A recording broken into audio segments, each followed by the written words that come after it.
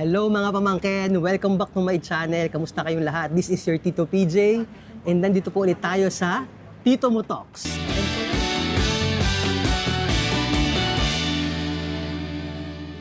Episode ang ating pong kakapanayamin o i-interviewin ay ang nag-iisang number 1 lang namang TikTokerist ng Milan, Italy, si Bella Carina. Hello po! Oy, walakpak naman, walang palakpak. Diyos ko. Hello po mga Pamangkin, kasi tita na tayo. Okay. Kamusta ka, Bella? Okay naman. Ang tagal natin hindi nagkita. Oo nga, 4 years ago na yun. Ang tagal. Anyway, nandito po tayo sa... Excited ako kasi nandito si Bella. Kinakabahan naman ako. Bakit yung mga interview natin kinakabahan? Bakit ganun? Baka kasi kung anong itanong mo sa akin. Kasi impromptu, ganun. Hindi, okay lang.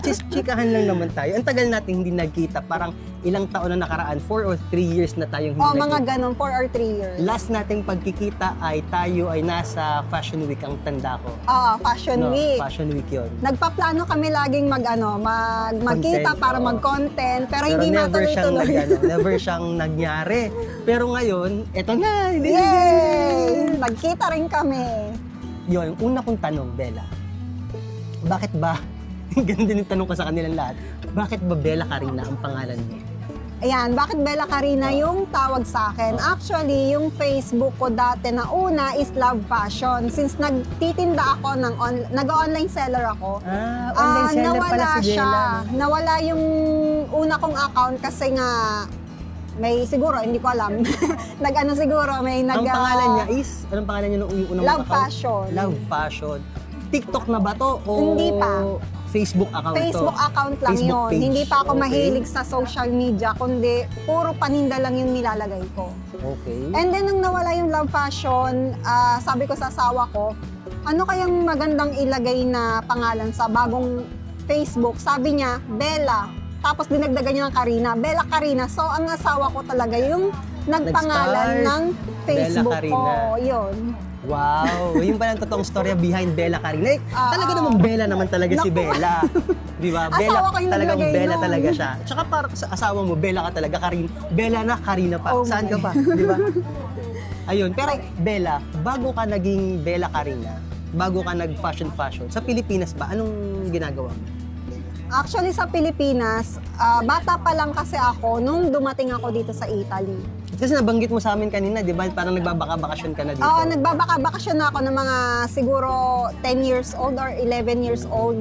Napunta na kami dito, nagbabakasyon. Tuwing vacation sa Pilipinas, pag-vacation sa school, yun, Pupunta kayo pumupunta dito? kami dito. So, nandito talaga yung parents mo? Nandito sila. Petition girl ka. Oo, petition ako. Since magwa 1 month pa lang ako, yung papa ko is nandito na siya. Sa Pilipinas yun. Nung Oo. pumunta ka dito, na para mag-stay na, anong edad yun? Para mag-stay, yung mag-stay ka na talaga Yung dito? nag-stay na kami dito ay 15 years old ako. Magsi-16. Ayun, Okay. tagal na. Tapos paano ka napunta sa mundo ng TikTok?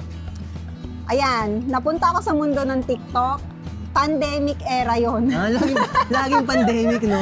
Kahit yung mga ini-interview natin, pandemic talaga Oo, yung nag-trigger pandemic. ng kanilang social media. Actually, hindi ako mahilig sa social media. Napakamahiyain ko sa camera. Yung bang... Mahihain pa yung lagi na yan, ha?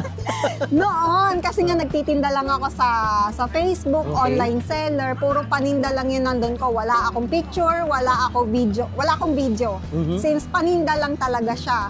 And then, nung nag-pandemic siya, February, di ba? February katapusan, nasa bahay lahat ng tao. So, lahat, i-scroll ko sa Facebook, puro TikTok yung mga tao, puro nagti-TikTok.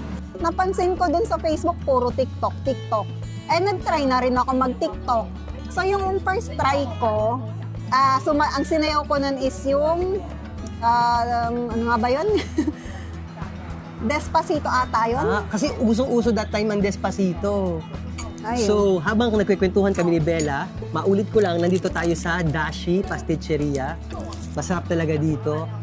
Pero dapat may cut na tayo, sabi ni Mother Shingu. Actually, first time ko dito. Pero First time, ang ganda dito. Nagandahan ka sa lugar.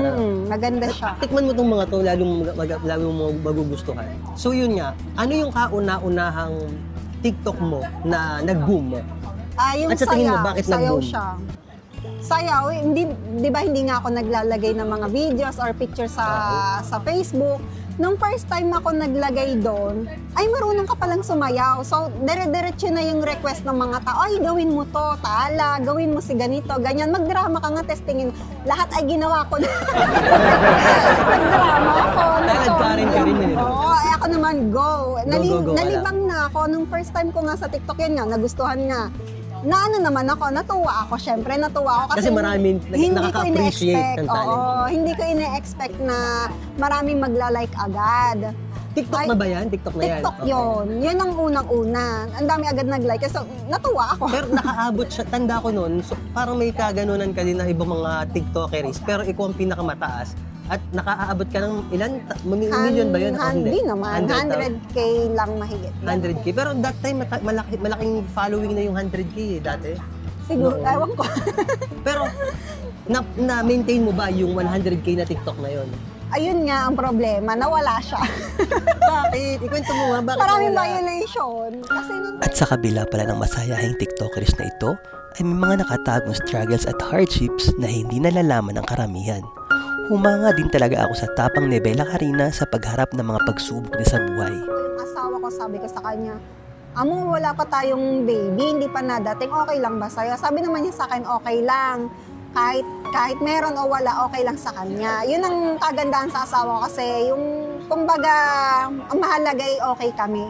No. Pero sabi ko sa kanya, okay lang ba sa'yo kung mag-ampon? Kasi bago ko pa naisip yung sabi ko mag-ampon kaya tayo. So, pwede ba din sabihin yung IVF? Oo, pwede naman. Yun, kasi po, si Nabela po ay nag-decide that time na mag-IVF. IVF, yun. At nagwo-work po siya, di ba? Ang galing. Praise God dahil nabigyan sila ng... One time pa lang ng na baby. ginawa is nabigyan agad. Ang galing. Yun nga lang, sacrifice. Tinigil ko lahat. Social Kasi media. sabi mo nga, hirap na hirap ka. di ba? Hirap na hirap ako. Social media, trabaho. Talagang nung first day pa lang na inilagay sa akin is, ramdam ko na talaga siya. Grabe, may drama pala talaga ang buhay ni Bella Karina. Isipin niyo yun. Pero bago pa yung mailagay sa akin, ang dami ko pa rin hirap. Halos araw-araw ako sa ospital. Grabe. Nagtatrabaho ko halos sa loob ng magkano raw. Meron po tayong ano ba tayo phone-in question? May mga phone-in question po. Ay, tanong mo pala sa akin. Ayun na nga. Kaya nga, phone-in question. Sabi nila kasi nga, medyo may kamahalan itong tinatawag na IVF. Kasi di ba sina ano yan? Sino bang mga naka-IVF? Alex Gonzaga nag-try, pero wala pa rin, no? Hindi pa rin sila na... Nakabuo ka. Pero alam ko ang unang-una na ganyan, test tube baby pa ang tawag ng unang panahon yan eh. Si Alex nalaglag lang. Guess. Dito yan, no? IVF. Dito. Magkano ang IVF dito sa Italia? Actually, hindi ko siya binilang. Kasi sa kagustuhan naming... Daming pera, te? Hindi binilang. Hindi naman, hindi namin siya kinuwenta. Estimate. Kumbaga, Yung estimate. yung sinasabi nilang milyon, para sa akin di totoo. Milyon dito pesos. Dito hindi. Pero kung siguro sa ibang lugar sa Pilipinas, malaking pera talaga ilalabas nila. Pero dito hindi ganun kalaki. So mga nasa... Every time na pupunta ako ng hospital, ng fertility center, nagbibigay ako ng 180. Sa loob ng 6 months, siguro sa loob ng isang buwan, ilang beses din ako pumunta. Siguro 2 times, 3 times, depende. At meron pa yung mga exams. May bayad din yung exams, yung may gamot din, ganon, may mga pinapatake. Pero safe bang sabihin mo na 10K, 10,000? Euro? Oo. Wala pa naman. Wala pa. Kaya kayang-kaya niya yung mga gusto magkaanak. Kayang-kaya. Diba? Very nice. Yung mga gustong mag-try ng IVF, Oo. wala pa daw Kayang-kaya. siyang 10K. Wala pa. Kahit nga pero depende rin sa case nyo. Yun, case-to-case basis. Depende sa case nyo. Kasi kumbaga sa akin is, mabilis Baka wala ako. talaga masyadong problem, mababa lang talaga yung matris mo, yun yung ano. Mabilis, nag 5 months progesterone ako, yung pampakapit 5 months. Dahil nga talagang Hindi sila kumakapit. Delikato yung akin. Mabalik tayo dun sa ano, Oo. sa yung content creating era. Sa dami ng followers mo sa TikTok that time. Pero ngayon na wala ka ng TikTok, di ba? Meron, bago. Meron. Okay. Ano pa lang siya, siguro 32? 32K. 22K, na dati ay 100K yun, di ba? Nung time na yon.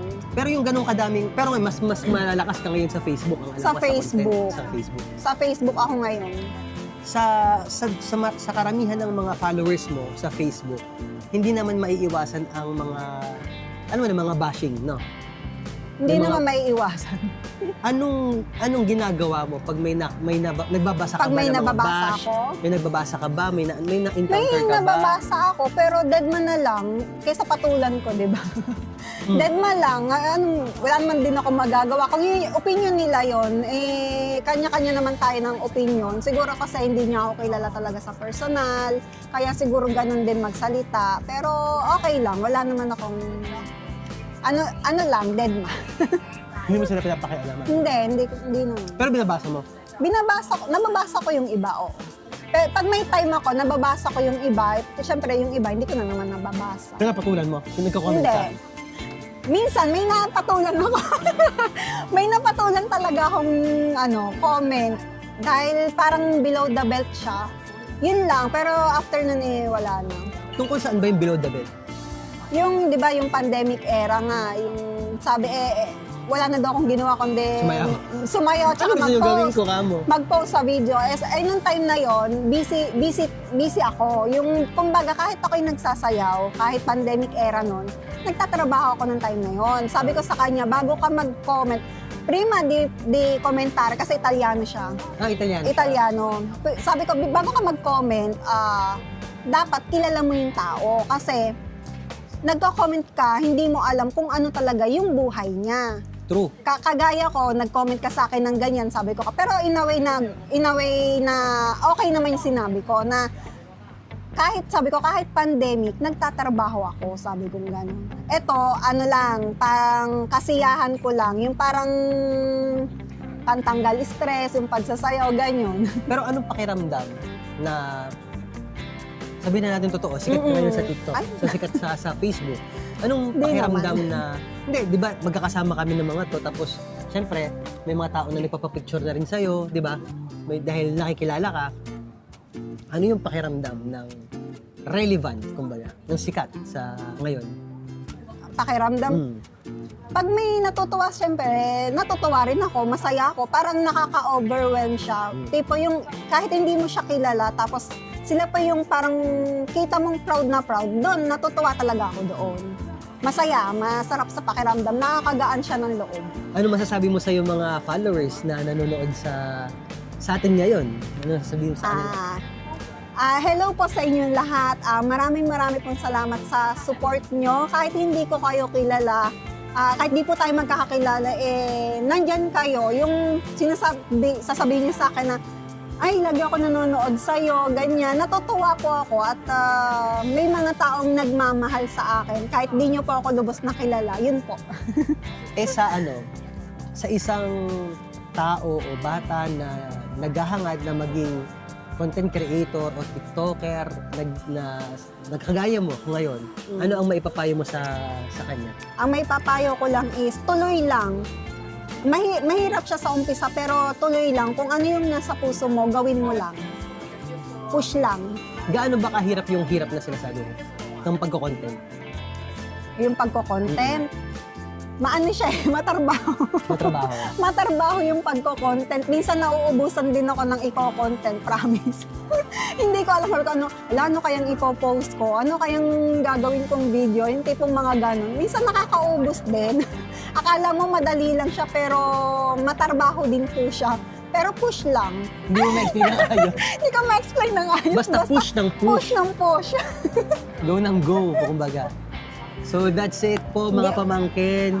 Maraming salamat kay Bella Carina sa pagpapaunlak sa interview na ito. Thank you very much. Thank you. Thank you Ay, very nagkita much. rin kami. Mwah. Ang tagal namin gusto magkita, na ano lang. So that's it guys. Mga pamangkin, see you on our next Tito Mo Talks. Ciao! At baka